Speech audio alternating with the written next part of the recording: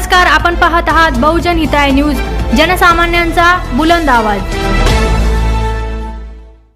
ही पत्रकार परिषद बोलली आहे। या पत्रकार परिषदेवर ऑलरेडी किशोर शितोळेजींनी सगळ्यांची नावं घेतलेली आहेत। मी तीच नावं रिपीट नाही करत, पण आदरणीय व्यासपीठ आणि उपस्थित समोर सर्व पत्रकार बंधूंना आणि आमच्या सगळे नगरसेवक पदाधिकारी कार्यकर्ते बंधूंना मी आपल्याला सांगू इच्छितो की या शहराचा विकास करावा हे उद्दिष्ट ठेवून आम्ही आज एकत्र इकडे काम करतोय आणि आम्हाला नक्कीच खात्री आहे की या छत्रपती संभाजीनगरच्या नागरिकांना एक विकसित शहर पुढच्या 5 वर्षात बघायला मिळेल।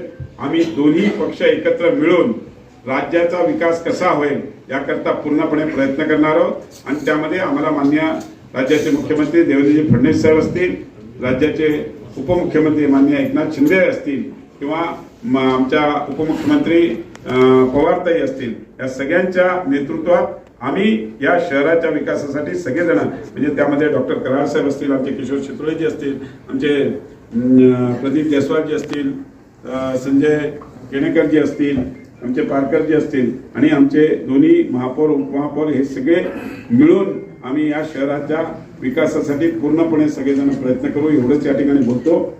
आम्ही भारतीय जनता पार्टीतर्फे महापौर म्हणून समीर राजूरकर यांचा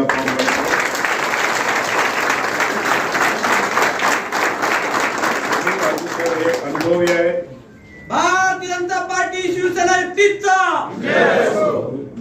झालं की तू प्रश्न त्यांना चांगला अनुभव आहे, महापालिकेचा अभ्यास आहे आणि त्या हिशोबाने पक्षश्रेष्ठींनी विचार करून सगळ्या गोष्टीचा विचार करून आज समीर राजूरकर यांना जबाबदारी दिलेली आहे आणि मला नक्कीच खात्री आहे की या शहराचा एक उत्कृष्ट महापौर म्हणून ते त्यांच्या कार्यकाळामध्ये काम करतील। त्यांना सगळ्यांच्या वतीने शुभेच्छा देतो।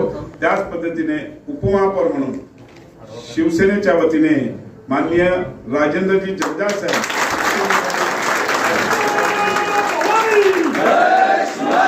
आणि मला नक्कीच खात्री आहे आपण जरा कंप्लीट करूया। राजेंद्र जगदाळ साहेबांना पण महापालिकेचा चांगला अनुभव आहे। त्यांनी या अगोदरही महापालिकेमध्ये उपमहापौर म्हणून जबाबदारी पार पाडलेली आहे आणि नक्कीच मला खात्री आहे ही दोघांची जोडी चांगल्या या छत्रपती संभाजीनगरला एक विकसित छत्रपती संभाजीनगर असं करतील एवढीच मी आपल्याला गवाही देतो आणि या दोन्ही जणांना महापौर आणि उपमहापौरासाठी खूप खूप शुभेच्छा देतो। त्यांचा कार्यकाळ हा अतिशय उत्कृष्ट असावा हीच त्यांना शुभेच्छा।